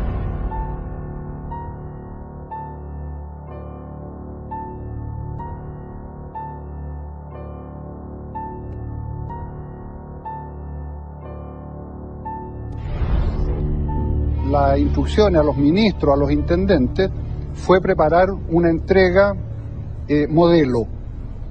Y así se hizo en cada una de las oficinas públicas, entregar totalmente transparentado lo que era en ese minuto el organismo fiscal. Se entregaba a una nación ordenada, fuerte y sólida, que ostentaba un 5% de cesantía y un 7% de crecimiento económico.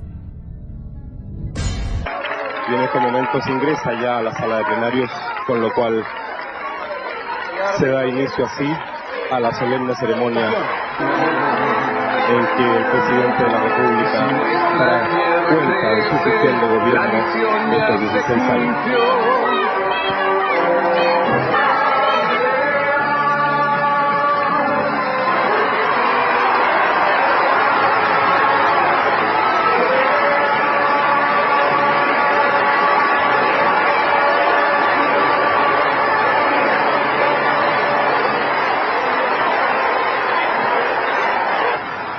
Compatriotas, hoy puedo decirles con plena tranquilidad de conciencia y gran satisfacción que la misión emprendida en septiembre del año 1973 se encuentra totalmente cumplida.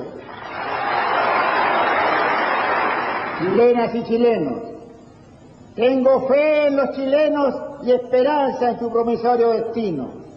La tengo porque en estos 16 años de trabajo conjunto hemos forjado una orden institucional cuya solidez y coherencia constituyen el fundamento más sólido para seguir avanzando hacia el pleno desarrollo.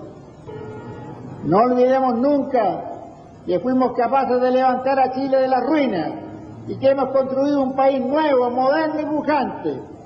En consecuencia, comprometámonos ahora y para siempre a no permitir jamás que nuestro país deje de ser esa patria orgullosa, soberana y libre que tanto amamos. ¡Viva Chile! El poder civil fue asumido por un gobierno de coalición o de concertación de partidos políticos, donde figuró la Democracia Cristiana, el Partido Radical, el Partido por la Democracia y el Partido Socialista. Patricio Elwin, su primer presidente, confirmó la institucionalidad vigente del gobierno militar al realizar solo algunos cambios superficiales, aunque prometió una transición negociada, justa y prudente. A poco andar, creó la Comisión Rettig, so pretexto de primero conocer la verdad antes de establecer la reconciliación. Porque en Chile no somos todos iguales. Aquí la ley, y sobre todo la ley penal, se aplica para un lado y no para el otro. Les quiero recordar, sobre todo a los jóvenes, y les quiero decir, porque es así, que la ley de amnistía, que es una ley vigente en Chile, se aplicó a más de 1.400 personas. Se aplicó, vale decir, 1.400 personas salieron en libertad. Ahí salieron la gran mayoría terroristas, delincuentes. Y cuando se trató de aplicar a militares y carabineros, el Poder Judicial negó esta condición y no la aplica. En nuestros días, dirigentes del Partido Comunista Chileno siguen afirmando que no descartan el empleo de la lucha armada. Don Patricio Elwin hizo uso de una facultad constitucional de aplicar un indulto.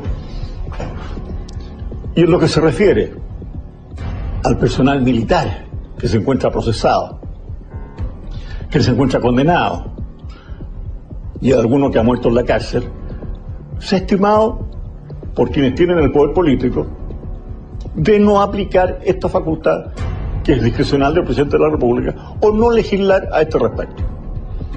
Olvidando la experiencia del asesinato de Pérez Sujovic, el presidente Elwin indultó a los terroristas que habían estado en este bando. Bajo su mandato, murió asesinado por estos terroristas el senador Jaime Guzmán. 4 años después, otro demócrata cristiano, Eduardo Frei Ruiz Tagle, inició el segundo gobierno de la Concertación. Buenos días, guardia. ¡Buenos días, mi general! Durante su periodo, el general Pinochet asumió como comandante en jefe del ejército, cargo que dejaría más tarde para integrarse al Senado de la República como senador vitalicio. Siendo un senador de la República y encontrándose de viaje por Europa, el general Pinochet fue detenido en Inglaterra e interrogado por sus tribunales. Él acudió allá con el fin de someterse a una operación quirúrgica, que fue muy exitosa. O sea, si no hubiera sido por este episodio desatado por el juez socialista, digo juez socialista porque había sido diputado socialista, Baltasar Garzón, y un íntimo colaborador de Salvador Allende, como fue Joan Garcés, que promovió esta acción, de concierto con Garzón. Entonces, ellos dos urdieron esto y enviaron un oficio al gobierno socialista inglés. Los laboristas gobernaban en Inglaterra en ese momento. Entonces fue una alianza política que en el fondo se tradujo en el secuestro del general Pinochet. El juicio mismo en Londres fue una cosa grotesca, ¿se fija? Porque tanto ustedes se acuerdan que se recusó un juez y se ganó esa recusación. Yo creo que eso fue una vergüenza mundial, un escándalo, realmente un escándalo. Y además en violación de toda la legislación conocida, porque el general Pinochet tenía inmunidad oficial. O sea, él como ex jefe del Estado y además con un pasaporte oficial del gobierno chileno no podía ser detenido. La noticia de su detención provocó gran revuelo mundial. Los medios de comunicación marxistas y socialdemócratas connotaron el hecho como un triunfo de la democracia. Y queremos decirle al juez Garzón que lo entienda muy bien. Chile ha sido, es y será siempre un país libre y un país soberano.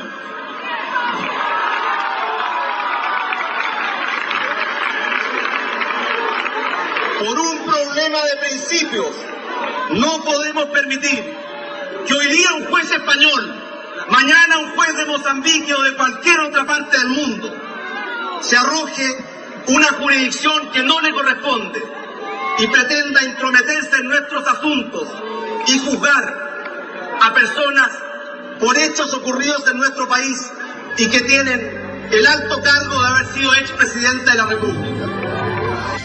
Dentro de los sentimientos de apoyo que provocó en nuestro país el secuestro del general Pinochet en Londres, fue el que unió por esos días a las barras bravas del fútbol profesional. La Garra Blanca de Colo-Colo y los de abajo de la Universidad de Chile, los que jugaron un partido amistoso de baby fútbol pidiendo la libertad, y en el acto de conmemoración del 11 de septiembre que se realizó ese año se dieron un fraternal abrazo. Durante su calvario, el matrimonio Pinochet recibió la visita de la primera ministra británica, Margaret Thatcher. Las imágenes de este cálido encuentro se mostraron al mundo entero y mucha gente, en distintas latitudes, comenzó a preguntarse acerca de lo que pasaba verdaderamente en Chile. Después de visitar al general, al día siguiente, como digo, me recibió la señora Margaret Thatcher en su casa. Entonces ella me dijo: así que usted no tiene entrevista con ninguna autoridad de gobierno, ¿no? Le dije: señora, yo no vengo con esa misión ni con esa intención. No, me dijo, yo creo que usted debe tratar de reunirse con alguien, porque es bueno que a lo mejor el gobierno inglés conozca un poquito la visión real de lo que está pasando en Chile. Gestionó una entrevista con una persona que trabajaba en el gabinete del primer ministro. Llegué a la oficina de este caballero y fue muy atento, me recibió y estuvimos conversando un momento. Así que me permití en ese momento decirle, mire, yo le agradezco que me haya recibido, solamente venía yo a visitar al general, que está acá, pero ya que tuve esta oportunidad, le voy a expresar, y creo que es bueno que usted lo sepa, el sentimiento de mi institución, que es la que yo represento. Y quiero ser bien claro en eso.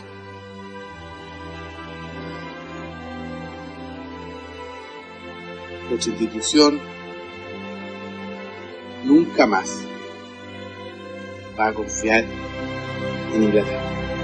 Lo de Londres fue terrible, pero fue algo inesperado, absolutamente, en el primer momento. Ahí lo vi triste, lo vi terriblemente. Mira, cada despedida era, para él sentía que se iba a morir en cada despedida cuando se... Creo que sintió una gran desilusión, pero y también temor que a lo mejor no muriera en su tierra. Estaba lejos de su patria, porque él no, para él morir lejos de su país, no mirando la cordillera, era una cosa horrorosa. También impactó la masiva presencia de connacionales que viajaron a darle su apoyo al general Pinochet, enfrentándose en las calles de Londres a una orquestada movilización internacional. Y teníamos que demostrar que él también tenía un gran apoyo, que él era muy querido en Chile. Y la verdad es que el grupo humano de gente que fue, estábamos todos muy compenetrados y muy con ganas de poder decirle a él y al mundo que efectivamente él no estaba solo. Y alguna vez lo vi comiendo una empanada chilena hecha por mí y llorando como hombre, llorando de emoción. Y justamente fue para el 18 de septiembre, donde cantamos el himno nacional y todos llorábamos de emoción y de pena de lo que estaba pasando con él, que lo pasó muy mal. Y la verdad que fueron momentos súper fuertes, ¿eh?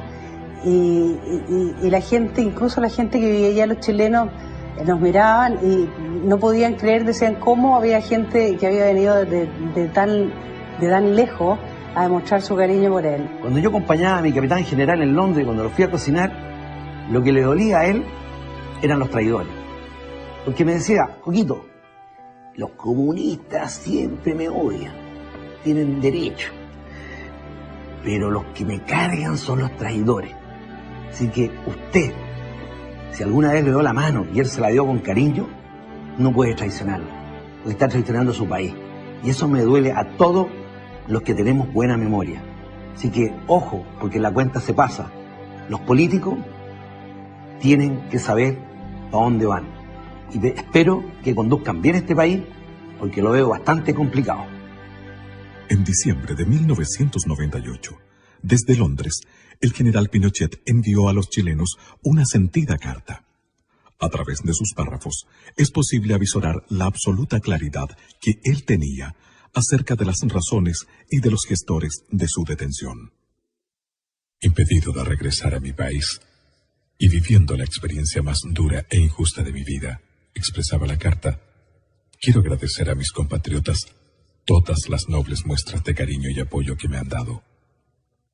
He sido objeto de una maquinación político-judicial, artera y cobarde, que no tiene ningún valor moral, mientras en este continente y específicamente en los países que me condenan mediante juicios espurios, el comunismo ha asesinado a muchos millones de seres humanos durante este siglo.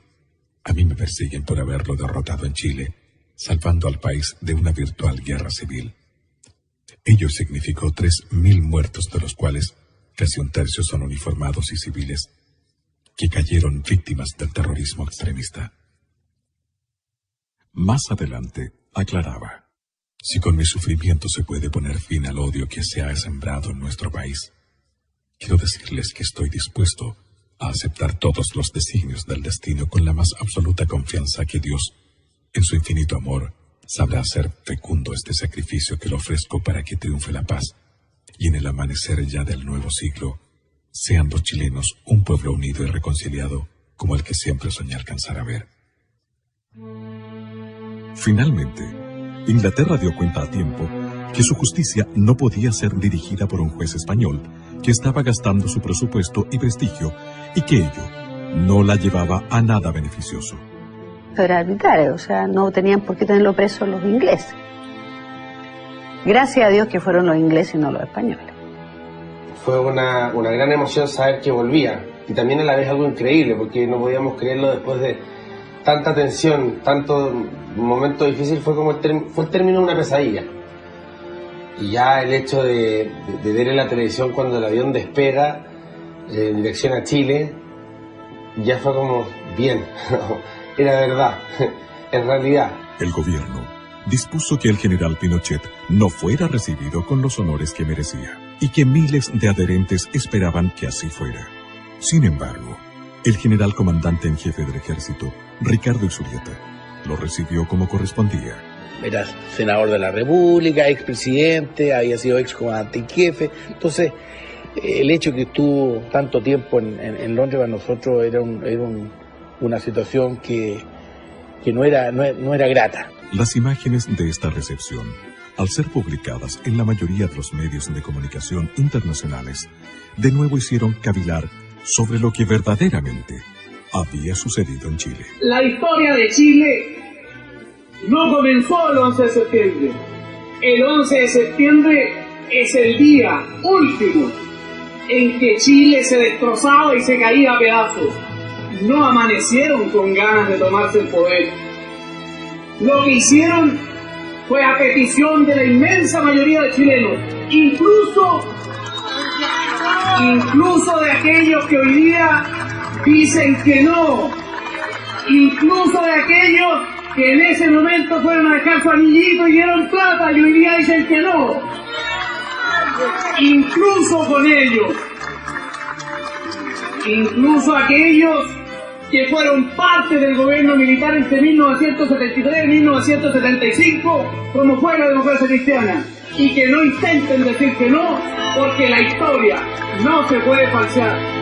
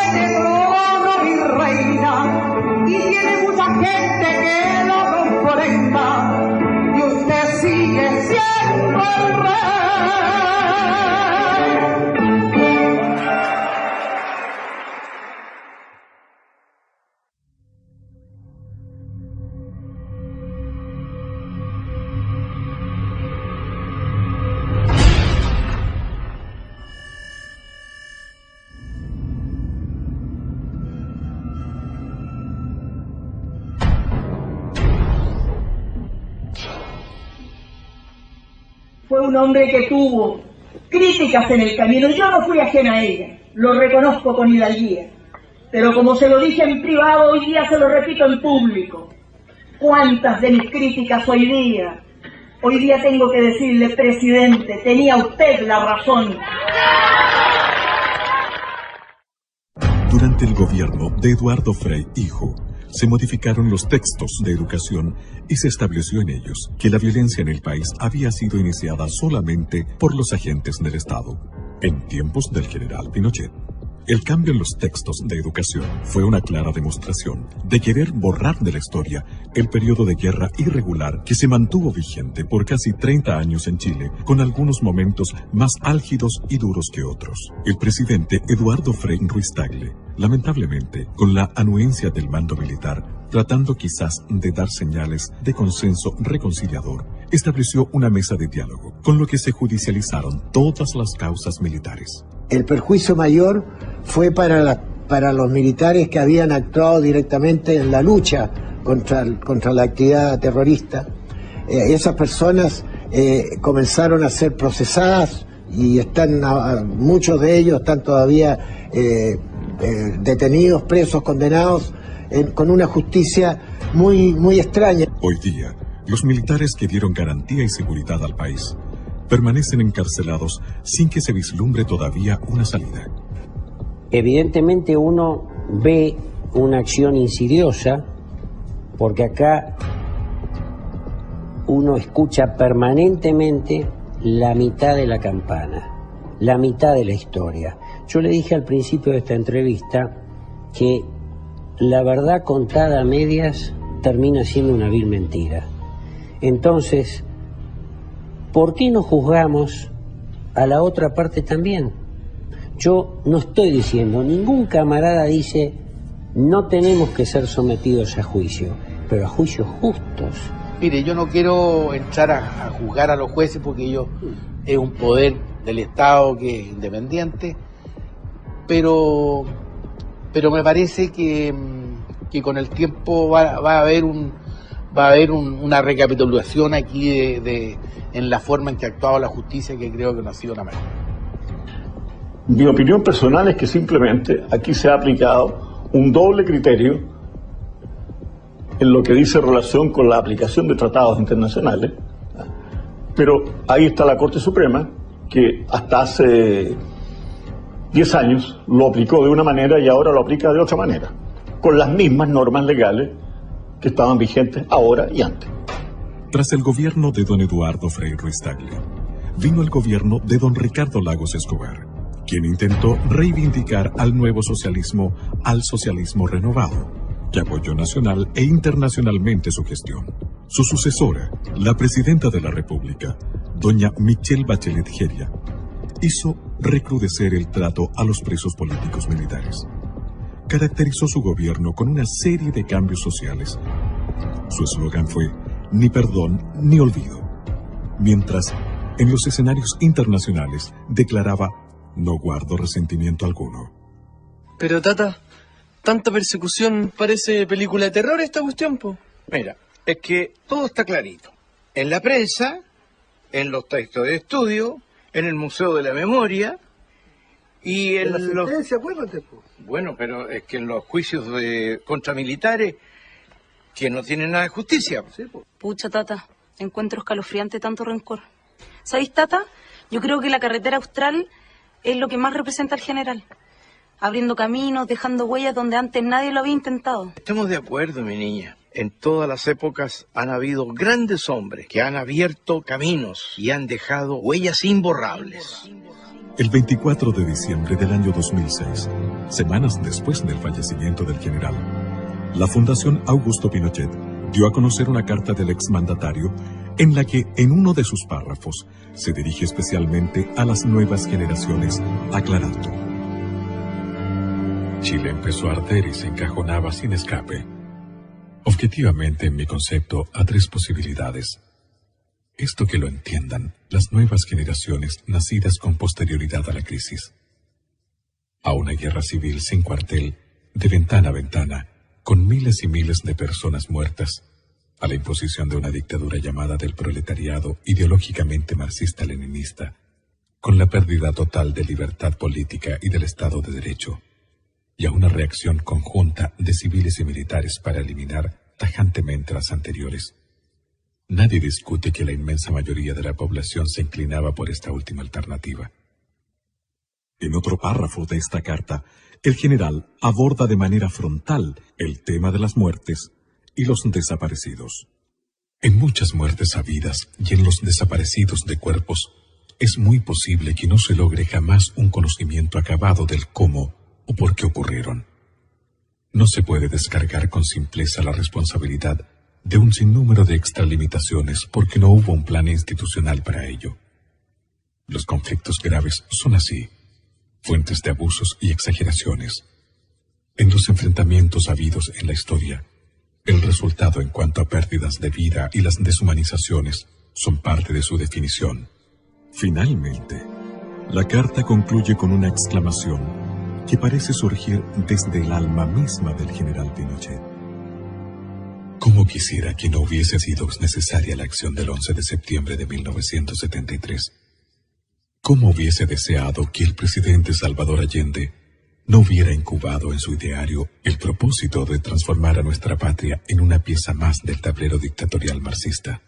Esta misiva, conocida en forma póstuma, no hace sino engrandecer la imagen de Augusto Pinochet, a juicio de algunos analistas internacionales, como lo menciona en su obra el escritor italiano Mario Spataro.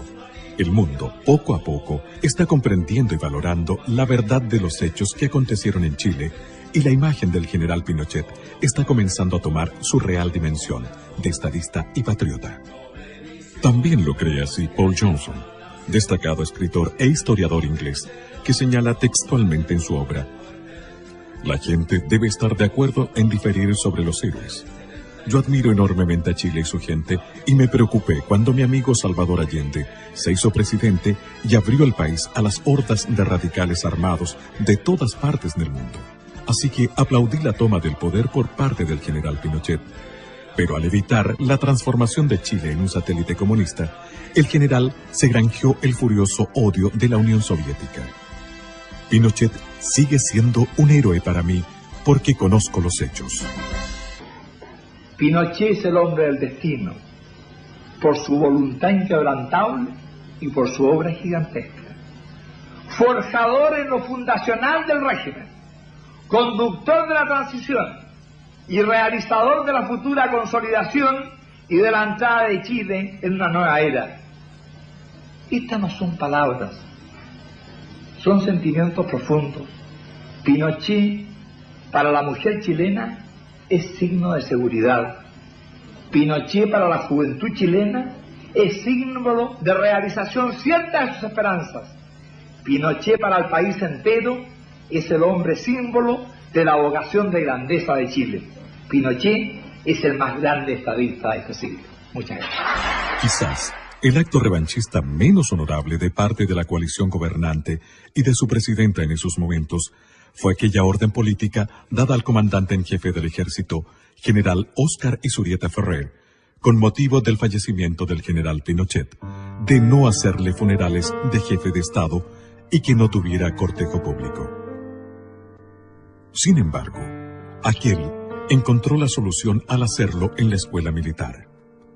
Si lo único que le falta a este país, lamentablemente, es poderse dar la mano entre todos. Por eso cuando mi papá se murió, yo me acerqué donde la señora Blandón y le di la paz. No por un gesto de aparentar políticamente nada a favor ni en contra de nadie. Simplemente porque en una misa fúnebre donde mi padre había muerto, hice lo que me enseñó él, que las rencillas y las cosas se dejan de un lado. El mundo entero observó conmovido el adiós al general, preguntándose nuevamente qué había acontecido realmente en Chile. Yo, señores, estoy en la final de la vida. Ya la vida veo que se va terminando y el camino solo se va acabando. Pero siempre guardo para ustedes el cariño, el afecto, y sobre todo el amor hacia cada uno de ustedes. Les agradezco todo lo que me han invitado.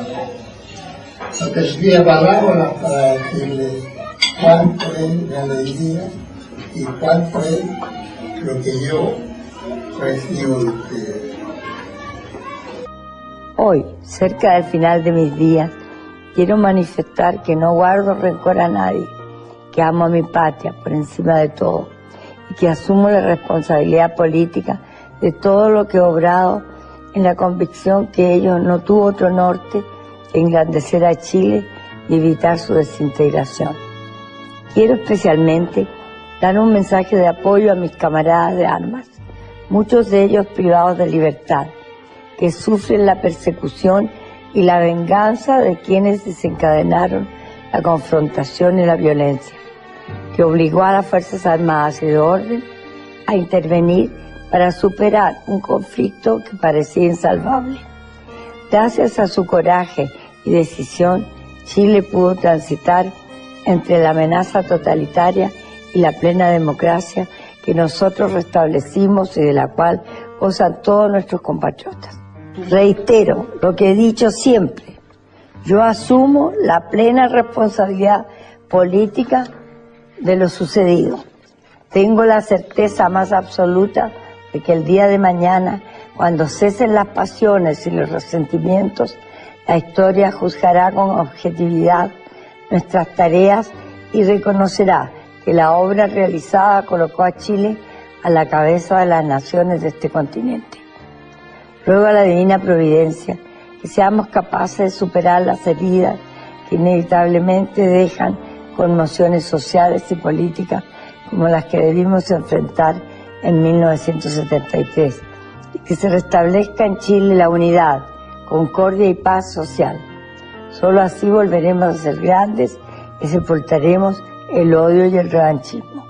Muchas gracias a todos ustedes por la lealtad y la gratitud que guardan para con este viejo soldado, a quien la patria lo colocó en una encrucijada histórica que logramos resolver con el apoyo y respaldo de sus camaradas de armas y del heroico pueblo chileno. ¡Viva Chile!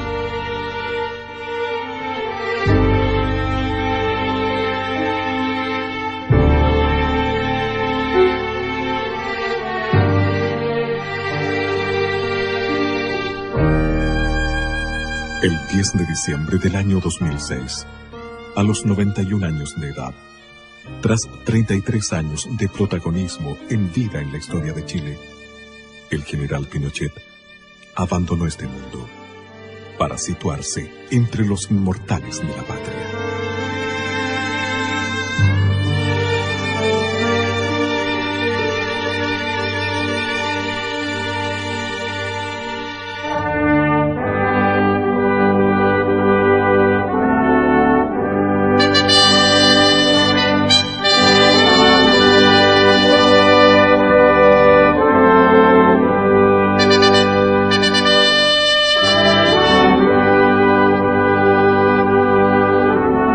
Cientos de presidentes serán olvidados. Un general Pinochet vivirá para siempre.